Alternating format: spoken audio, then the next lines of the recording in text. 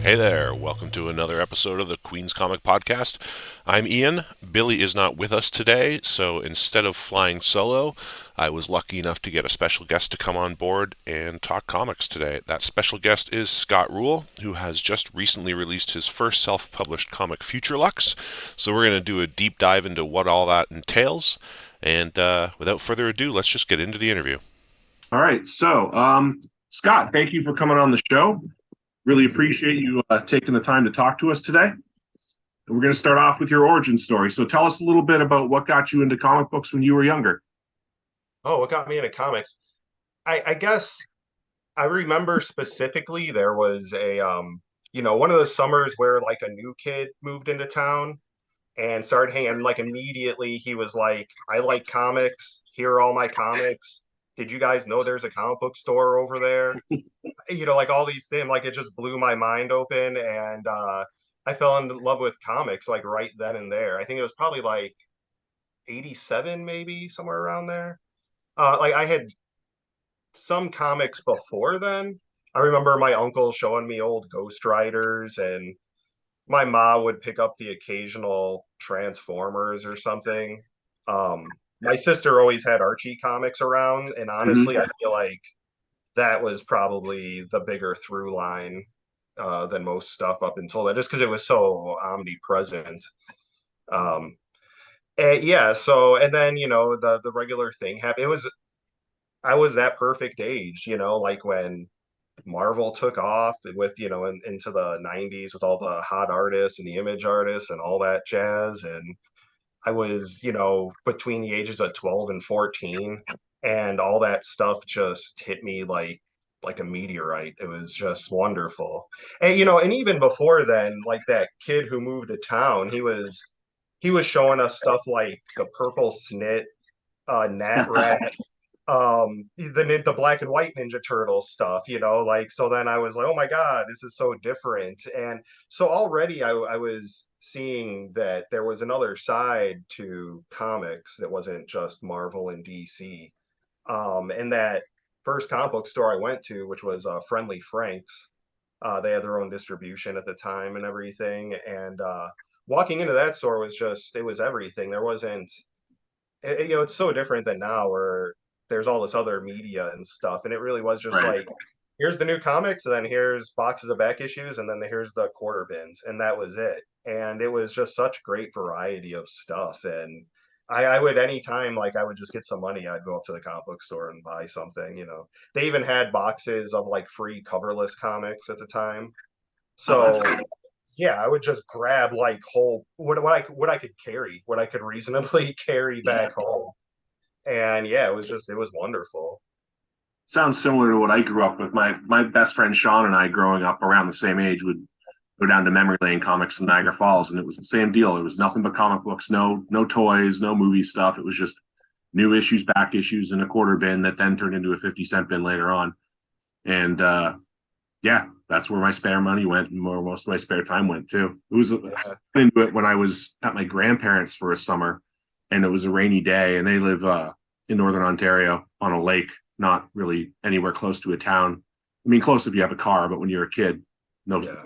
luck. So when the weather hits, I was just digging around in the back room, and I found an old Marvel Tales reprint. I don't remember which one it was. I'd know it if I saw the cover.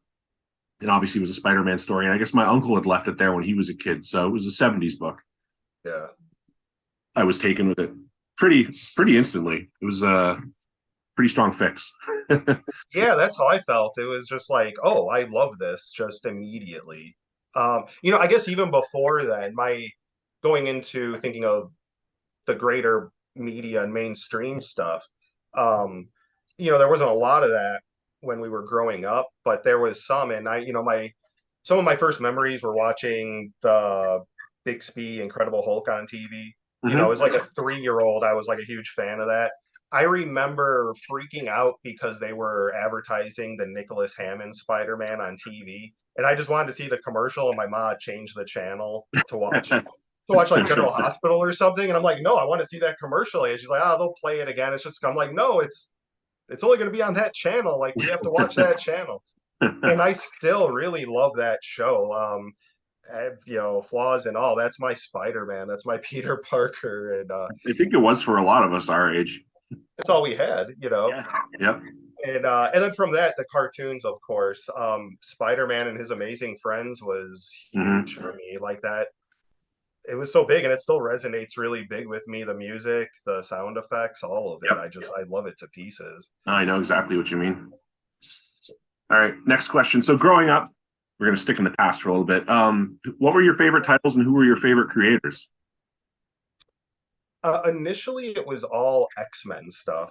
When I was first growing up, it was just all X-Men. Silvestri was on it at that time.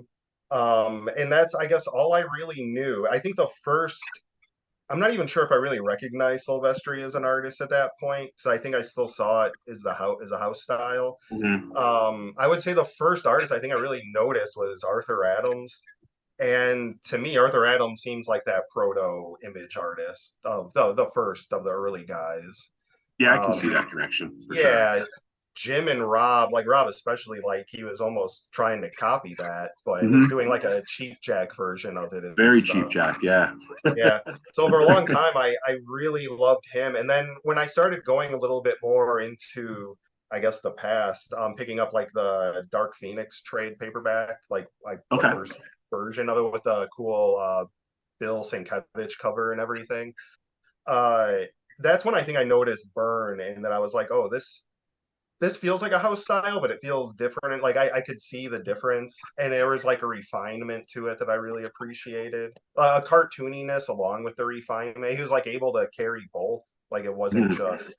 it wasn't like stiff but good and on model. It was like he was able to do it all within that zone or whatever. Yeah. No, that makes But sense. That makes total sense. That makes total yeah, sense. that was some of my bigger guys until I started going, to conventions and really scratching the surface. And I don't know when it turned. I guess somewhere in junior high, I was probably like, I love comics. I'm gonna do comics, Mhm. and that's when I started seeing Faust and all the other stuff, and really starting to gravitate towards specific creators and things like that. That makes sense. For me, it was the big one for me was Frank Miller's Daredevil, where I Yeah. started to really make the connection with like the importance that the creator brought to the title rather than just the importance that was there naturally through the characters. And yeah, Faust was a big one for me too. Yeah. Uh, I I knew think the comics were first out Frank there. Yeah, I think the first Frank Miller stuff I saw was his the Wolverine miniseries. Okay, It yeah, took me a yeah. while to go back and see his Daredevil work. But yeah, initially it was just the Wolverine side. And again, I loved it because I just loved everything that was Wolverine and X-Men, and I was one of Mhm. those. I was one of those kids. I mean, I guess in some ways I still am, but yeah, good stuff. Yeah, there's absolutely a nostalgia that comes from, going back and looking at those books that you loved as a kid, even if you're looking at them through a different lens now, where, maybe some of the flaws that weren't obvious when you were 12 are Yeah, more than apparent when you're, middle aged, but they're still fun. I mean, they're always yeah. part of you. I I totally can't. get it. Like, Yeah, I don't love Liefeld's stuff as a 47-year-old adult, but no, not at all. in my early teens, I thought he was amazing. Yeah. Yeah, I was the same way, and it took a while for it to break me. And now I'm gone back. And it's so funny. It's like with the movie forum and stuff. Like Mhm. I had a lot of preconceived notions about movies. Um, your forums went a long way to me, like accepting that I could just like things. Like, I didn't have to have all these preconceived notions. It's okay to like things without liking the whole thing. Yeah, You absolutely. can like things for a different reason. It doesn't all have to be Citizen Kane or whatever. And in comics, it all doesn't have to be Watchmen or whatever either. Right. So yeah, I went from like worshiping Rob Liefeld to despising him to accepting him for like the nostalgia and more. I think I appreciate him more as like a person. Like he loves comics. He loves comics more than I love comics. He's been doing comics longer than I'll ever be able to do comics Right. because he started so young. And it's, whatever I think about his quality or whatever, I don't know. But I mean, it is what it is. But yeah, I kind of I have a different appreciation for um just for all the image founders what they did. 30 years Yeah. on. I mean, huge deal in terms of creators' rights and just there to be a large platform for something other than mainstream superheroes. Not that Image doesn't do plenty of superheroes, because they do, but they're also putting out stuff like Carmen and Sex Criminals and, Scumbag and all sorts of oddball stuff that would be hard to find and hard to get distributed if it didn't have that big eye in the corner on the trade dress. Yeah.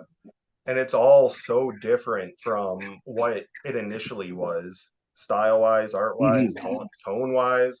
I mean, the new stuff reads.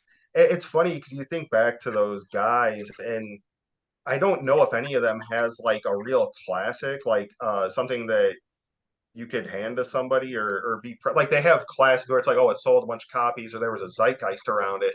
But there's not like really something that has like a longevity, which is like, oh, you need to go back and reread the first 4 issues of Wildcats. It's like, yeah, nobody needs to do that. So yeah, it's a weird thing, but like, yeah, I've grown to appreciate them in a different way, and I think now too, I initially probably embarrassed after I realized that I didn't like them anymore. You're into the year, you think you're a sophisticated early 20-year-old at that point, and you're reading Dan Klaus or Chris Right. Ware or whatever. And I think it's like, well, I swung so wildly in the opposite direction that I lost love for things that like maybe it's okay to still like aspects of them. Oh yeah, I think I know exactly what you're talking about. I went through a phase where I just wouldn't touch superhero comics. Like, Yeah, period. It didn't matter who was doing them. It could have been, Frank Miller or Alan Moore putting out something that I should have been reading, and I went through a phase where I wouldn't touch it because I wanted to read alternative comics and nothing but. And then yeah, got out of that and realized there's good stuff from all genres, and there's no sense in pigeonholing yourself because then you're just missing out. yeah, exactly. Let's talk a bit about your new book, Futurelux. Tell us about it. Oh, Futurelux. It's just pick whatever art direction you want to do, kind of art direct the whole thing. And nobody else gets to say anything. And I really like that approach of like going from, I guess, those initial mainstream guys to the black and white indie stuff of the time, and then the Image stuff. And then came the Fantagraphics and Drawn and Quarterly stuff, and that made me notice things that none of that other stuff made me notice, which was graphic design, and just the overall build of the book. Like suddenly you notice things like the different paper qualities and Yeah. and people do what's or whatever what's with them. Suddenly Sonic realism. So not in high school, and I think I'm talking about this agate. I'll look at my character that over. And when I decided to finally do this, I thought, well, do I just do this story or do I try to create something that allows me to have options?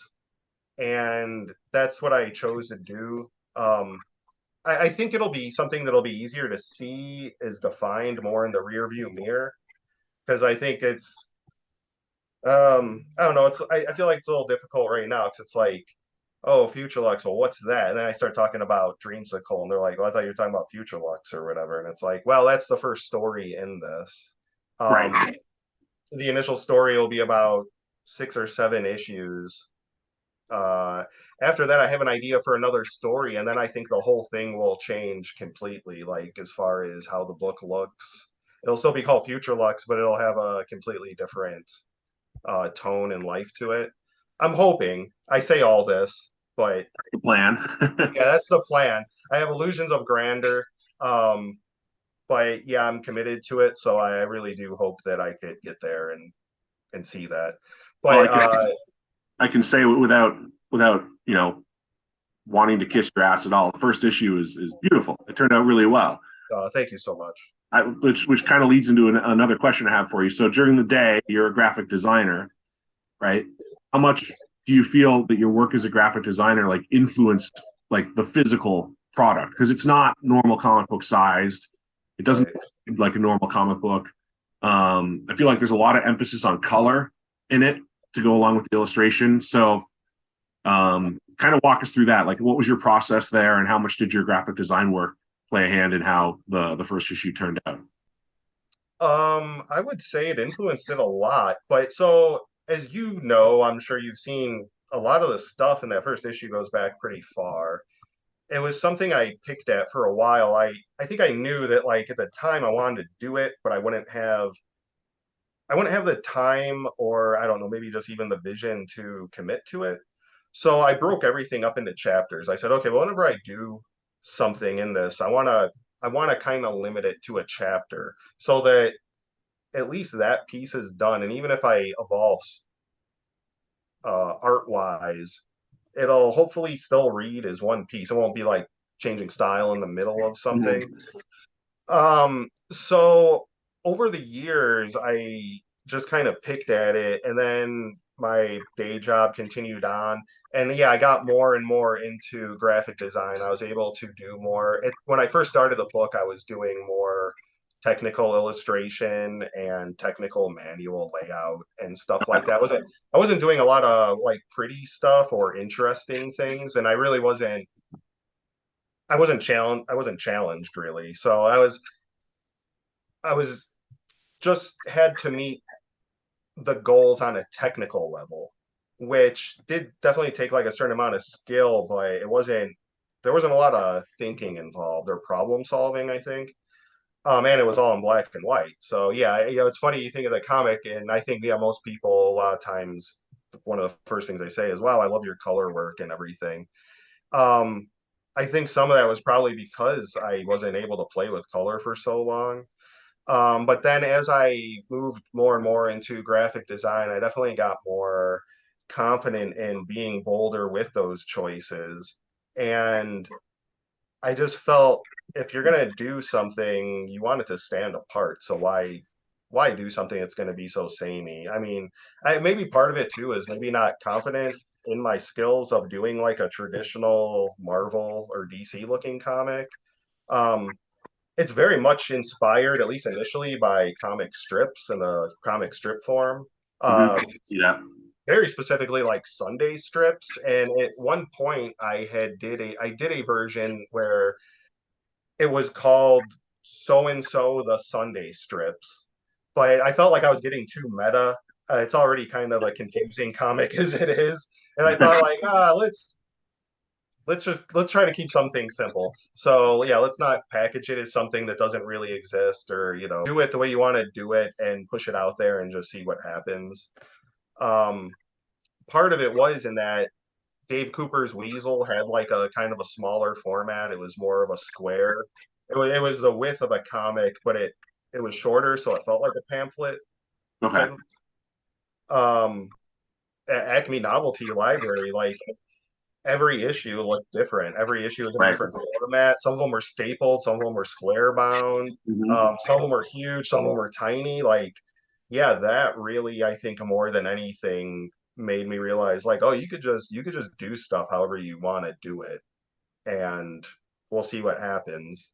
Now going forward, I'm gonna continue to play with the format. Again, I hope I don't scare anybody away with it, but the second issue will be the similar, but the third issue, I intend to pivot so like the whole orientation will change, and I want it to look like more of a traditional Marvel comic. Okay. Uh, I don't know if I have it in me to do it, but like my plan is to do it more in like that dynamic style too, because right now everything is very left to right. It's very Mhm. Charles Schultz, um, and it is modeled more after Peanuts in a sense, where I'm thinking of backgrounds like how simple can I make things, um, just what is the essence of a comic and what do I need to get the storytelling ideas across. And in the third issue, I'm hoping I could make good on the promise of all the covers of the comics. So, because I know right now people look at it and they go, okay, this is great. And they look at it and they go, well, where's that? What's on the cover? Where is that in the inside? The woman on the cover lounging in the chair. Yeah, looking Yeah, the sexy space vixen. yeah. So the third issue, there will be a pretty big leap in time, and then it'll be that's what it'll be from that point going forward. There will probably still be one other issue that'll be another flashback in the style of the Sunday strips. But then after that, it's just all future, and it keeps going farther and farther, hopefully into the future. The whole idea is that you're seeing basically the story in Dreamsicle, the first serialized story in Futurelux, is about two girls meet as friends as kids. They become best friends, and then they slowly grow apart over time. But also, the world changes greatly over time too, and we get to Right. see how that also changes them, and they reflect upon that. If I could get really nerdy about it, well, I guess the elevator pitch is, it's a children's book for adults, not in a not porny sense. Right. Um, even though there's plenty of nudity and all that jazz, but it's not like necessarily sexualized. Even though I like to think there's a sexual component in the comics, it's not like within sex itself. Um, I guess it's more in the approach and in the story and the style. It's there. I mean, even something as simple as the mummy centerfold. Right, yeah, stuff It's like there. that. It's not. It's certainly not explicit, but I mean Yeah, that there isn't sex appeal in the book, yeah. and it's That's great to hear. intentional. It seems. Yeah, definitely. Yeah, Right. I don't know. Yeah, I love that stuff. I wanted to make something very attractive, very sexy, something that people will be like, wow, I want to see more of that. I hope I didn't shoot myself in the foot by like doing the story the way I'm doing it, by starting it with kids, because it does seem like, oh, this is like kids. This is about kids. And it's like, I'm asking for a lot of goodwill from people, but it's like, yeah, I'm hoping I can make good on the promise of some of the imagery that I put out in the later issues, but I want to earn it too. I don't want to just dive into all that stuff. I want it to have some kind of meaning and backbone. And I feel like if I don't tell that story, then it's just more like it'll just be the character saying it, like, we used to be friends and all that, but you don't get to see it. And I want it to be like, no, you have to read 2 issues of them going to school, figuring out life, and then watching it all fall apart. And then we'll get to the Rocketeer chick fighting the lady with the mechanical arms. You want some substance to go with the style. Yeah. That's Hopefully. fair. That's Yeah. fair. I think that's a Whether I better. could pull it off is a whole nother story. I don't know. I'm gonna You're off try to at a good least. start. And what's the reception been like to the first issue? It's been good. I mean, everybody who's, I, I guess it's hard to get good honest feedback. The honest feedback is always from non-comic readers because they're always just perplexed right off the bat. They're just like, why am I don't know what I'm looking at. Um, but everybody seems to like it. By everybody, I don't know who that is, but it's that thing. I knew it was going to be a hard sell. It's a niche within a niche within a niche. Um, I know that doing anything that isn't stuff that people haven't seen before, if it's not an established IP, how do you establish that? Right. And that's what I'm trying to figure out right now is just how do you get it in front of people and how do you get them to gravitate towards it? I don't have an answer for that, but I'm trying to figure it out. Right. Um, Correct me if I'm wrong, but this is entirely self-funded and self-published, right? You opted to do it yeah, on your own rather than go through like a crowdfunding campaign yeah. or anything like that. And you don't have a PR person. You're just relying on your social media outlets and word of mouth to get this out there. Yes, completely. Yeah, it's the ultimate. I just felt like it's not that it was cheap, but I feel like, well, comics are cheap enough to where you could do it yourself, or at Right. least give it a good go ahead. Um, yeah, I don't have anything against crowdfunding. I just didn't know if I had any people behind me. And I still wonder that, like, so far, a lot of the people who bought it have mostly been friends and family. Or the only exception is other creators, mostly. And I've always appreciated that. But that always has been something I think why I was a little slow to pull the trigger on committing to it because I just wasn't sure. I wasn't sure if there was an audience there, and I guess it's that whole thing of like, well, you have to create one. Right. A Yeah. lot easier said than done, but No, um, it's true. yeah, You've done some comics work before this, though. yeah, I've done a little bit. It's funny going back to like the '90s with some buddies. We do mini comics and go to conventions and get tables and artists to Ellie's and stuff like that. honestly can't remember if we ever sold any. I think we sold like a couple or something, Right. but it was more just like a fun thing to do. Yeah, and then in the early 2000s, I did a couple stories in some Eros anthologies. Mhm. Uh, didn't really pay well, which wasn't the point, and I didn't realize that then. There was a few times early on where I think I didn't make the most of the opportunities that were offered to me. And I think part of that was I was uncertain of, I guess, my own ability. And I figured, well, I have a day job, so what's the big deal? And I was slowly, I think, just falling out of love with the idea of making comics because I Yeah. saw it as too much of an uphill battle. And I just thought, you know what? It would probably just be more fun to read comics than to try to make comics and make myself miserable.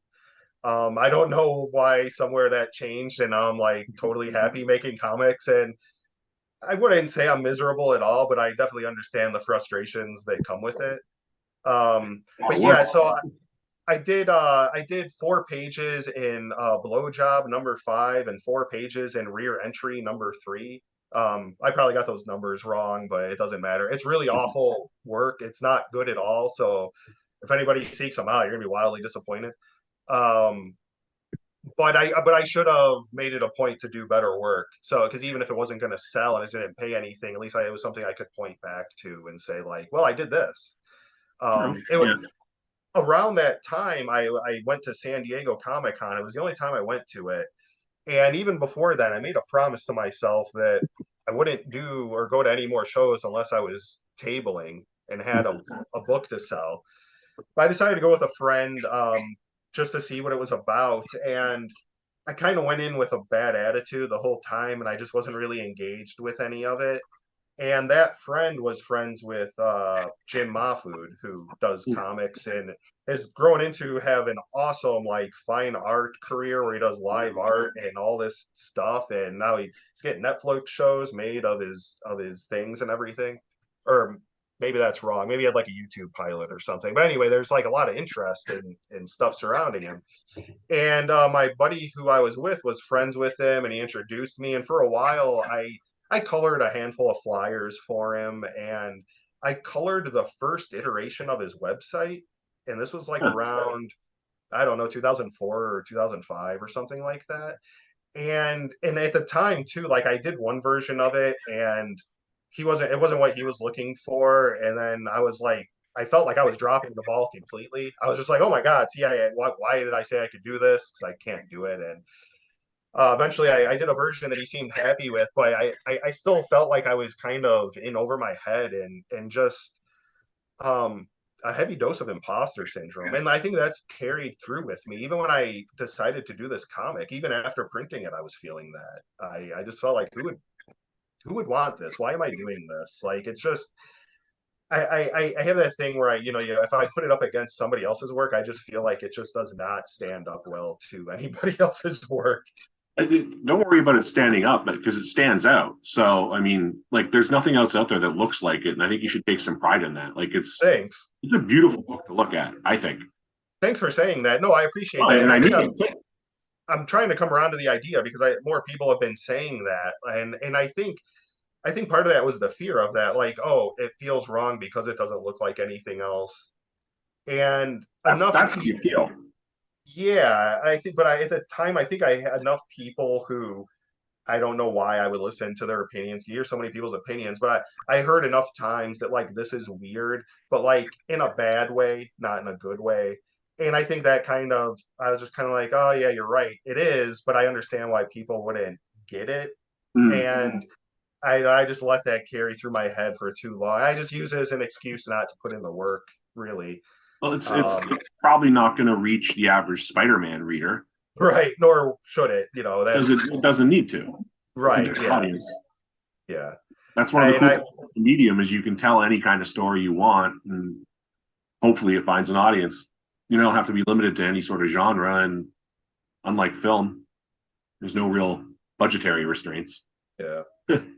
I had myself convinced for so long, and I was even when I started getting back into comics, reading them, I was kind of reading them with blinders on. Like I was purposefully avoiding indie comics. So I was reading European books and I was reading some mainstream stuff, but in older stuff. But like I was almost 100% avoiding contemporary indie comics. So if I was reading something, it'd be whatever Dan Klaus was putting out. But I wasn't looking for, hey, who's the new hot people now? Like what's interesting? I was oblivious to the fact that there was like a lot of companies that I never heard of making comics, like Mansion Press, Silver Sprocket, like all these people just making like wonderful comics. Yeah.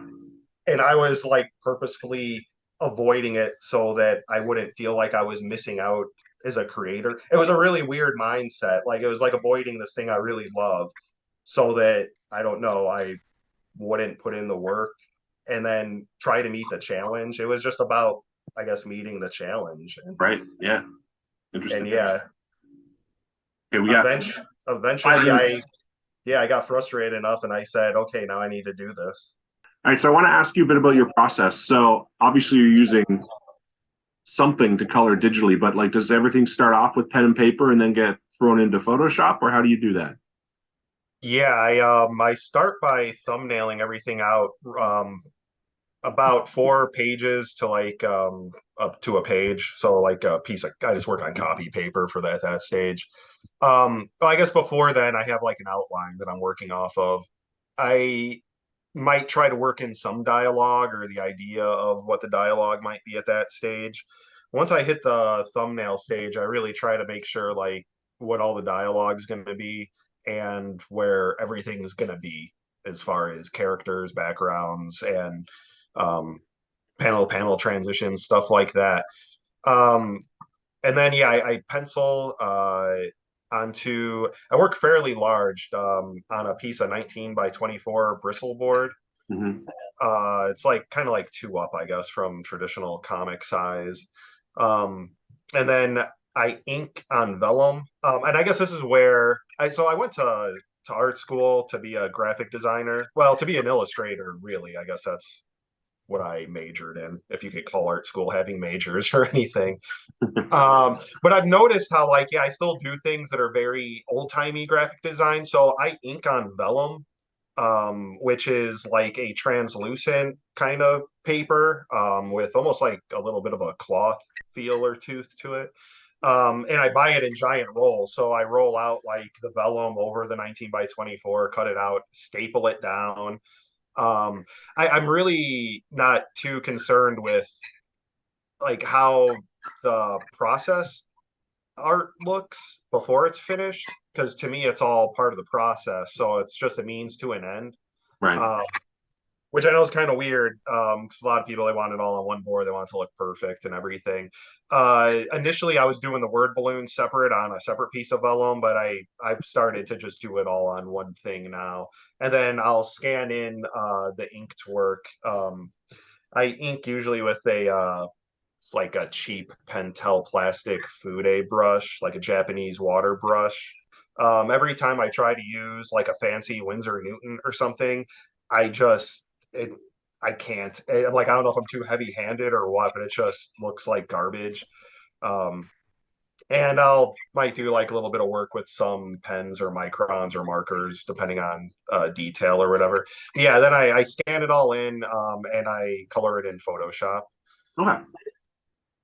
Yeah, that's interesting. I would have thought that there was a bit more digital drawing, but it sounds like Yeah, it's all ink and paper and vellum until the last part. That's pretty cool. yeah, yeah. I want it to be all traditional up until the last part. I really even wish I could do the coloring by hand, but it's Mm-hmm. just it would take me forever. It's the coloring's the one part that I could do pretty fast. It takes me unfortunately about a week to pencil a whole page, which is I know kind of obscene in the comic world because it's like people can pencil and ink a whole page in like a day or two sometimes. I just don't know how they do that. Like especially it's like you look at somebody like any of the old guys, like, and it's Jack just Kirby would do like 4 or 5 pages a day.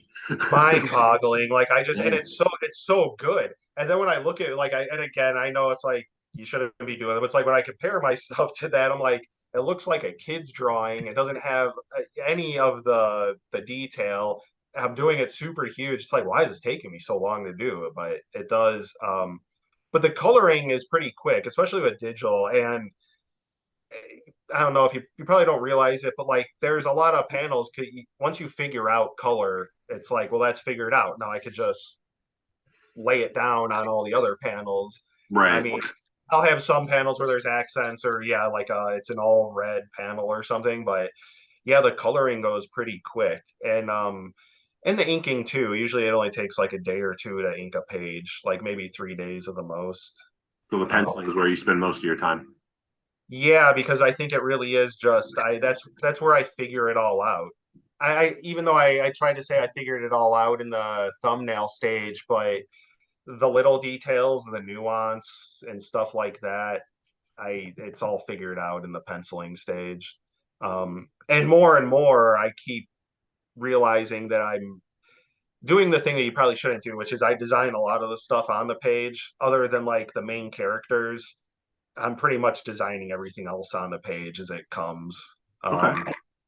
I might do a little bit of sketching if I'm just really struggling with a piece and starting to wear a hole through the paper. But otherwise, yeah, it's just kind of like and I think because of that too, it takes longer. Maybe if I spent time like, oh, designing this whole world beforehand. But I feel like if I did that, I would never get to the comic. So at some point I just have to say, like, I'm doing this, I'm putting this piece of paper in front of me and I'm doing it. And I have to just be happy with the results I get. It was that thing you were kind of saying before about like um just it being okay that it looks different and that it's a different style or that it stands out because it's so different.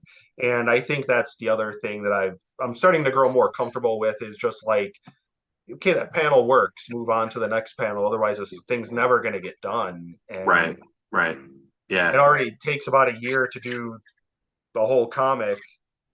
So it's like, yeah, it's such a weird thing. One of the things that pushed me to do this was time's running out or time is finite. There's only so Mhm. much time. I don't think of myself as old, but I'm 44 and that's not young. It's not old, but it's not young. So I feel like, oh, I have time to do this if I want to do this. But at the same time, yeah, I'm never, all these other guys, they've been doing it for 20, 30 years already. Right. So when I was thinking about going back to it being an anthology of some sorts, I feel like I have about 3 stories in me. So this initial story, the Dream Skull story, will take about 6 to 7 issues. So the second issue is getting there. I have 4 more pages to pencil, and then I have 16 pages to ink and color. And then I have an additional pinup I have to do, and then that issue will be done. I'm shooting for the fall of this year. Um, but I keep talking to people and saying, well, fall's in December though too, right? Like, so I try like I feel like I shot myself in the foot by like, oh no, I shouldn't have said like any real dates. But it's that idea of like, no, I want to stick to this and I want to make that goal. I want to do this. I don't want to lollygag and I don't want to make excuses for things. So when I look at it when I really zoom out and I say, okay, well, if that's what it is, and it takes about it'll take about a year to do the third issue, and then every issue after that. Um, that's like 5 years from now before this thing's done. Yeah. If I have another story after that, figure about the same length or whatever, that's about another 6 to 7 years. Okay, well at that part now I'm like in my late 50s Yeah. probably. So if I want to do a third one, that's gonna put me into like my mid 60s. So That's retirement age. Yeah. I don't know how much more juice is going to be left in the tank after that, if any. Then again, cartoonists are that one thing where you could keep doing it until the wheels fall off your Yep. body, and that's it. So I would like that to be the case. I would really love for this to be a thing. I don't know if I'll ever be able to just make a living off of it. Um, I don't know what that would take. Like I'm definitely inspired by everybody else who could do it and does it. I'll have to see how my own journey goes and where it takes me. I would That's it. love, You can't just walk away from the day job. You got bills to pay and you got to eat. but Yeah. at the same time, you don't know if you don't try. Yeah. So, Yeah, and that's it. Now I want to try, and I'm not going to stop trying, I think, because yeah, I don't know, just now that I've committed to this, it's just like it's all I can see. It's all I want to do. It's that thing of I don't know if it's because I denied myself for so long that I'm just like so hungry now that like I'm just probably part of it. yo, definitely, yeah, sure. I like to I hopefully that'll work to my benefit. I keep thinking back to like, the Rodney Dangerfields and people didn't start till they were like in their 40s or whatever, and all the people I really love. For the longest time when I was a kid, even I remember telling my art teacher, I don't know, I was just feeling bummed about something. And she's like, well, what's like the problem? I'm like, Eddie Murphy, like, his first huge stand-up was when he was like 19. Like, Right, right. raw and delirious. He was super young when he was doing those. And she goes, yeah, you're not Eddie Murphy.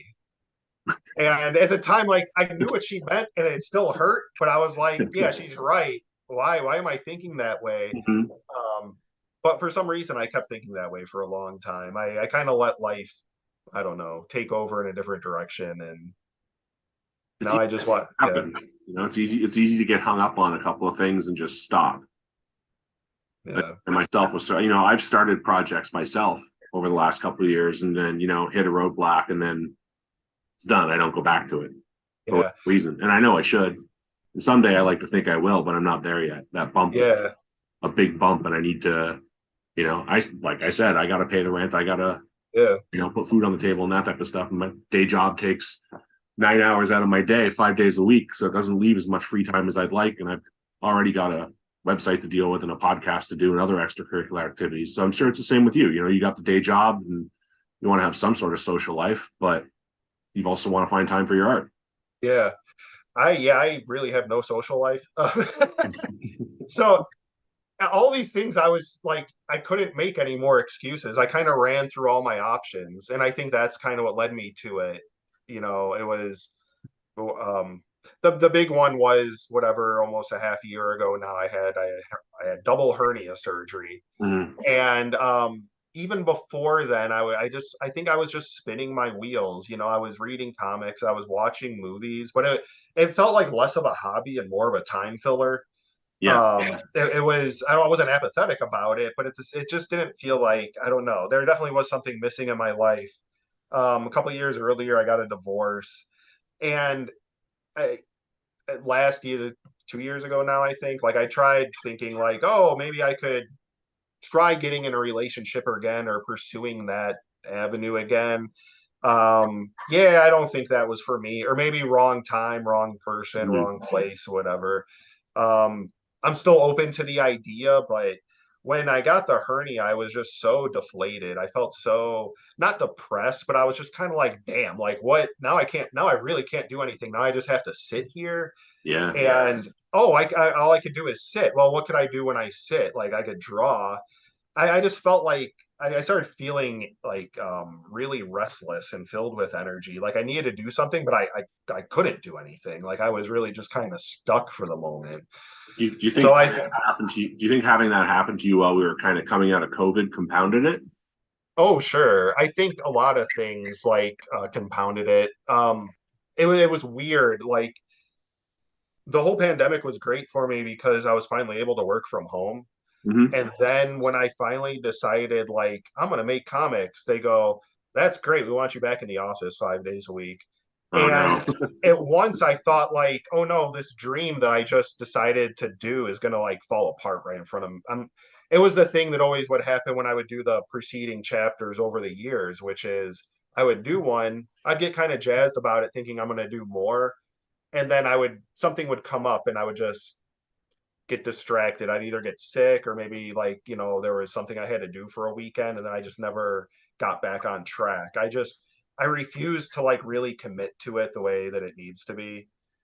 And if anything, the work telling me I need to be back in the office has made me want to do this even more because I'm just like, why? I mean, like, well, I understand why. I don't want to get into that. Completely understand whatever the reasons are for that, but it just made me really feel like this is what I want because I don't Mm-hmm. want to do that. And I just want to work for myself. But like I said, I don't know if that'll happen. but that'll always be the goal, and I'll always be striving for that in some way. I mean, I guess trying to find the balance too, like you said, you always got to pay the bills. Um, but more and more, money is not the goal at all. Time is everything to me, because that's what it takes. It's just time and space, and without that, I just can't make it. It's so now it's so funny because even today, and I'm so sorry that we got mixed up on the time zones. Oh, don't worry about it. All Because good. I mean, I used to live on the West Coast. I should have caught it too. I but like even when you first like asked about this like or brought it up, I googled it because I was like, oh, what are the time zones? And I was like, oh shit, that's like a 2 hour difference, and I don't know whatever, but it was yeah 3. But the past so this first week is the first week I've kind of been in all 5 days. Because I just been eating up vacation time. I've had tons of vacation time, so I'm like, well, I'm just going to do 3 day weeks and use those other 2 days to really focus on the comics along with the weekends. Mm. But then something came up I have to cover for somebody this week and stuff, and it's really kind of hit me hard this week because I'll stay up till like 2 in the morning every night, and I basically work on it until I pass out, like at the Oh, wow. drawing table. Yeah. And then I go, okay. And then I'm lucky enough to where I have a job that's like they're not super anal about like, got to be exactly on time or anything. Hopefully nobody there will be listening to this. And so like there's been like a little bit of space, but this is the first time where it's just been like, oh no, I don't have time. And I was dragging ass so bad today. It was a real struggle to just Yeah. be awake today. Right. Um, but I was excited about doing this, and like even right now, talking about this, talking about comics. Um, It's fun. I want to stay up till like 3, 4 in the morning working on them, but I gotta get up in the morning, and yeah, that's a drag. But all of that is incentive for me to put out something. I don't know that's really special. I hope, and that stands out. I hope, and that that it finds some kind of an audience. It does. I mean, it is special. It does stand out. Take pride in that. Thanks. Because it's a pretty cool achievement. Like I said, I flipped through it and I was like, I didn't really know what to expect. I mean, I knew what your art looked like because I think you had shown me some of your earlier stuff years ago. Sure. And obviously, I saw the art on your Instagram page, so I knew what to expect to an extent. But when I got like the physical piece in my hand, I was like, this is impressive. Thanks. So Yeah, that's the reactions that I want out of it. And everybody who holds it in their hand seems to have a similar reaction where they're like, wow, this is, before they get to the story or even if they do or whatever, but the initial reaction is like, wow, this is kind of nice. it Now is. the reactions after people read the story just they're always amusing to me. I just can't wait to see like what the reactions are. But one of my favorites was another cartoonist. He was like, "Wow, I knew it was like adult, but I didn't know it was going to be so twisted." Yeah. And I take that in a positive way because it's not like a death metal twisted.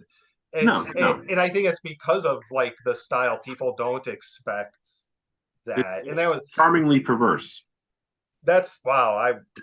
You might need to use that as like a pull quote or something. Yeah, go for it. Because yeah, that's the thing. I guess I thought in my brain, I was like, what is the story I want to tell? If I don't like gussy it up, like I think maybe people might be off put by it, or I might be bringing in the wrong crowd or something. I don't know. But like I always wanted it to be a like kind of have a mass appeal if that's possible. Like in some way, or like I think a lot about like how would a woman react if I handed this to her? Now I know her reaction is going to be different after she sits down and reads it, but I like Right. just that initial reaction. Is it going to put them off? Like even like if I hand them like a Spider-Man comic, they'll probably be put off. Like, why are you handing me Spider-Man or whatever and stuff. So I wanted there to be some kind of just attractiveness to it that makes them want to read further into it. And then even when they're approached by like, oh, the oddness that starts seeping into it, that they're still not like so put off that they're gonna give up on it. They'll want to keep turning the page and stuff. So I don't know if I've done it completely, but I think for some people I have. I think with the first issue you have, I don't know where it goes from here, obviously. But Yeah. The second issue, without like giving up like the bag or whatever, if that's even possible with this story, it's very much of the journey, not the destination, I think. sure. But it's definitely more straightforward.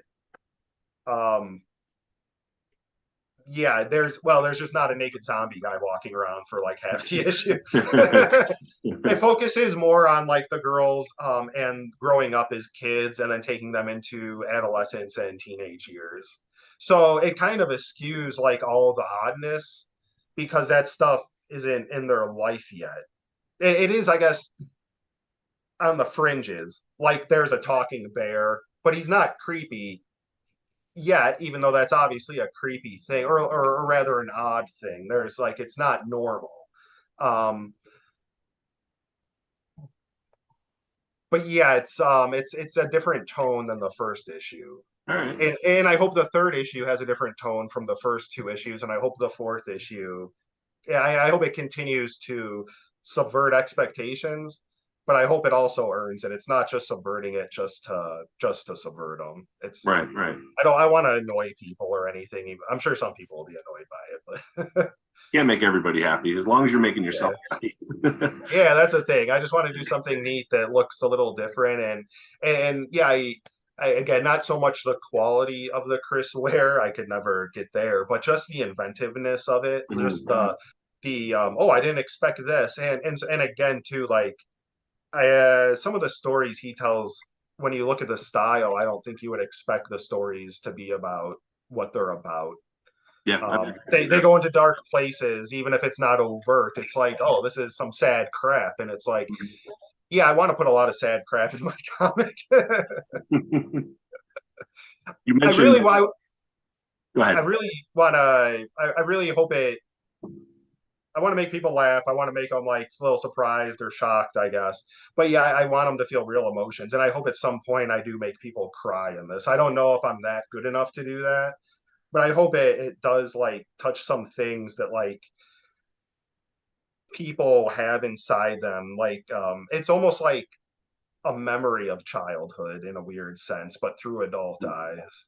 Um, I don't know if any of that comes off, but that's what I'm No, I thinking. think. I mean, That I don't know if I got that on the initial read, but after you pointed out, it's definitely there. yeah, it's there. It's a lot about looking back on childhood, looking back on changing, how things Mhm. change, how things grow. If there's a theme in it, I guess that's the theme. It's a really hard one to bottle for comics for like an elevator pitch. If I want to get really nerdy, I say it's like Ghost World if Enid is Christopher Robin, and then he grows up to like be a, I don't know, a robot cop in Akira or Ghost in the Shell or something like that. But that I don't know if I could ever meet all that kind of quality in those names and stuff. But it's a hybrid of a lot of different things that I like. So the second issue has a lot of surfing in it. Like I've never surfed before. I've never touched a surfboard in my life. But I love the movie Big Wednesday. I love the movie The Endless Summer, or the Sure. documentary The Endless Yeah. Summer. Great Yeah, movie. and I for some reason I've always gravitated towards like yeah movies about surfing. Like there's a weird thing that's a weird, I don't know if you want to call it spirituality.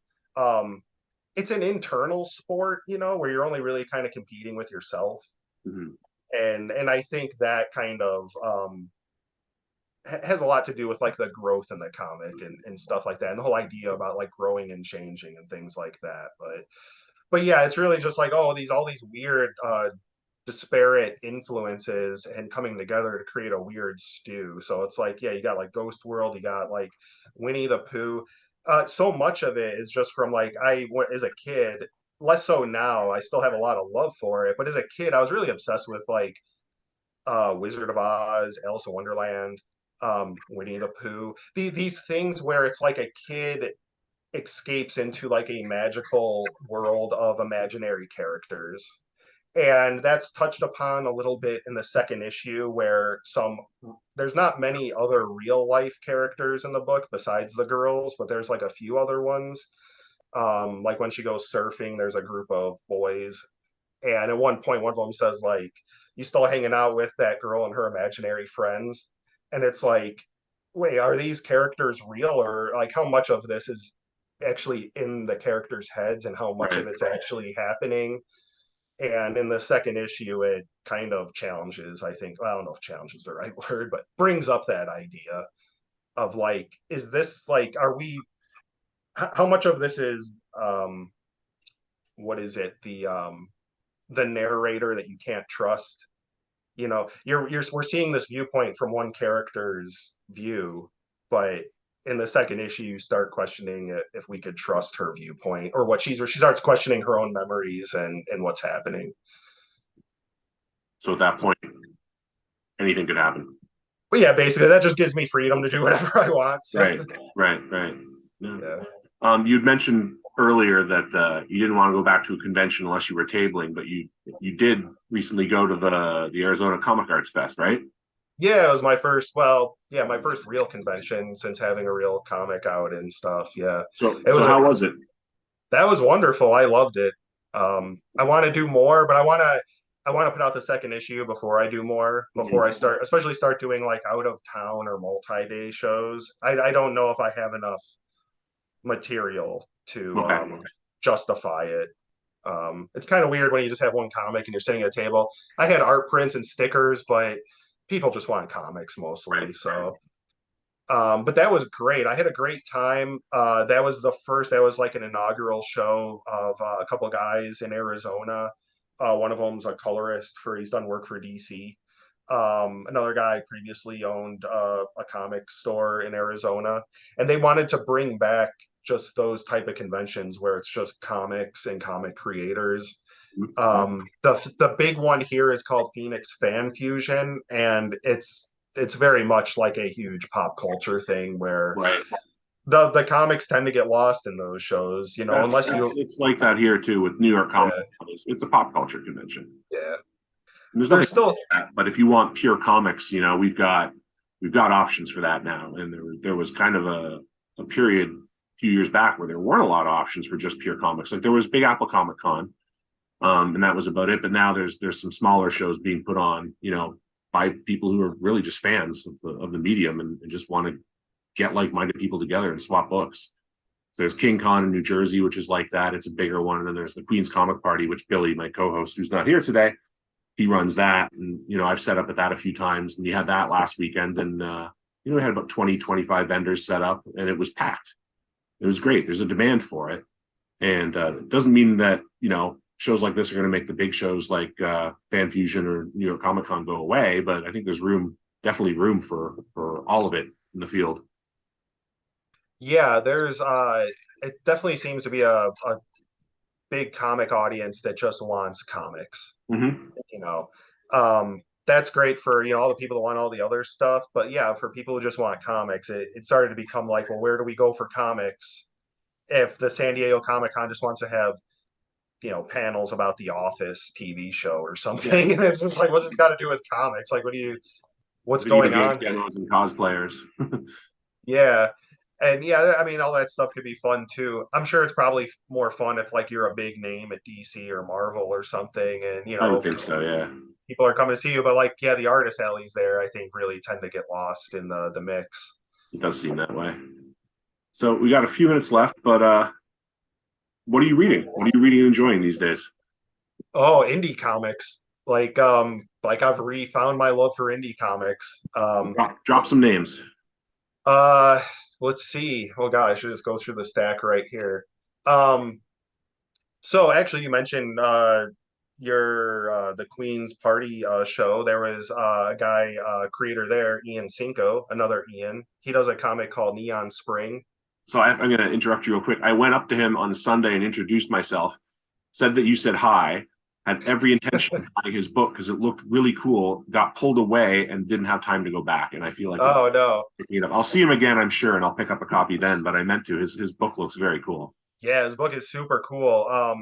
But I think Billy or maybe it was somebody else, but it looked like he maybe picked up like his either the comic or a sketch, or he also Could had be. an art book, and Could be. looked like they did a picture where he was posing with it. But I really like Nick Cagnetti, who does Pink Lemonade for Oni. Mm-hmm. Awesome book that just blew me away. I think, I don't know, it was like one of the first books that I gravitated to when I started just looking to see what else was out there, Right. and it was just awesome. A guy I really like, Raphael Christopher Cornford, does a pulp. It's like a mix of text and comics, like the old pulps, like stuff like the old Doc Savage and stuff like Okay. that. But it's very new. It's called Thrilling Suspense Adventures. Right now he's on a third volume. He has a Kickstarter going for it. It's been funded, so that's exciting. It's going to come out. But I really like Corinne Halbert, who does Acid Nun. Um, Greg and Fake, who do Santos Sisters, which is like a kind of Archie comic. I guess you always want to say for adults, but I'm always afraid that sounds like porn. Like whenever you Right. like for some people, when you say for adults, they think porn. Yeah. But yeah, just I guess for mature readers or for just people our age really and stuff. But a fantastic comic, and they do a great thing where they have like a classified section that looks like the old um X-ray glasses and all Mhm. that kind of Yeah, stuff. yeah. And they allow other cartoonists and people to buy ad space. So I actually have an ad for Futurelux in the third issue of Santos Sisters, which is Oh, really that's cool. very cool. Who else? Matt Allison, who does Kankor. Like Yep. he's probably the number one inspiration for me doing this. Like seeing him do Kankor and be successful with it and be He's able knocked it out of to, the park. He really has. yeah, it's so inspirational, and it's just awesome to see his work and see people just gravitate towards it. Like if he didn't do that, I don't know if we'd be talking right now. I honestly don't think I would have gathered up the nerve to do my comic. Oh, that's awesome. Have you told him that? Yeah, yeah. Yeah, he's got He's to be extremely flattered by that, I'm sure. yeah. He's got I put a special thank you to him on the inside cover. I did notice that. Yeah. Yeah. That's very cool.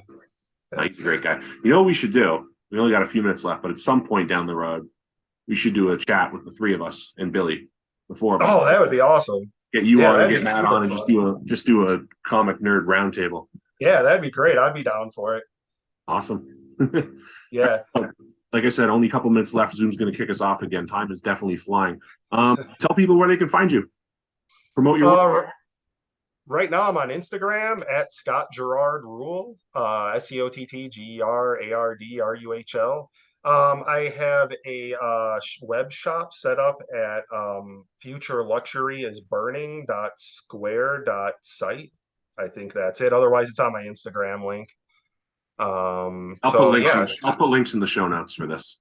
yeah, I know it's always hard to hear people like run off their links, but yeah, those are my two places. I don't really have like a website set up. Maybe eventually, we'll see.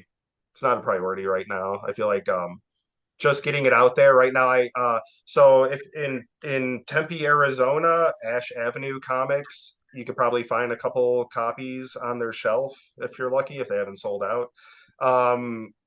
In about a week or in a few days, there will probably be copies available at Quimby's bookstore in Chicago. I sent them 5 copies.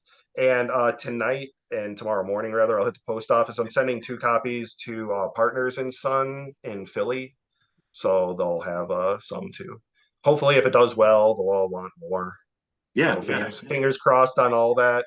I'm just trying to get my foot in the door. Hopefully, they'll take the second issue if and when that comes out. I shouldn't say if, when it comes out.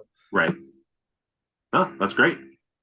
Anything else you want to throw out there before I hit stop on this record button here? No, I just wanted to say thanks. Thanks to you for having me on. Thanks for everybody who's even had any like glancing interest or stopped to even look at my work. Anybody who's bought a copy, thank you so much. Like every little notice or comment or anything like fuels me and gets me so excited and jazzed because I just never thought anybody would like this. Like it's so weird. Like I know people sometimes like my work. I've always struggled to really sell my work and like have an audience outside of friends and family. So like just knowing that, like it's just been a huge thrill. There was 2 people came up to me at that comic show and said that they came there just to see me and get my comic. Oh, that's gotta feel And great. yeah, that was like the best feeling ever. Right then, I felt like it was a success. Um, so yeah, it's just all wonderful. That's great. Scott, thank you so much for taking the time to do this. You probably haven't had dinner yet. I'm okay, I'll be fine. I had some donuts earlier today. Thanks again. Everyone with half a brain needs to check out your work. And yeah, that's all I got. Awesome. Thank you so much, Ian. I really appreciate this. Oh, of course. Thank you. We'll talk soon. All right. Take care.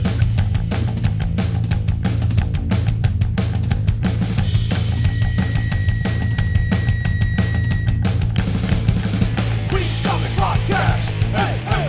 Queen's Comic Podcast. Hey, hey. Queen's Comic Podcast. Hey, hey. Queen's Comic Podcast. Hey, hey. Billy and Ian and sometimes Mike sit around talking about comics they like. Ian and Billy and even Mike sit around talking about comics they like. Queen's Comic Podcast. Hey, hey. Queen's Comic Podcast. Hey, hey. Queen's Comic Podcast.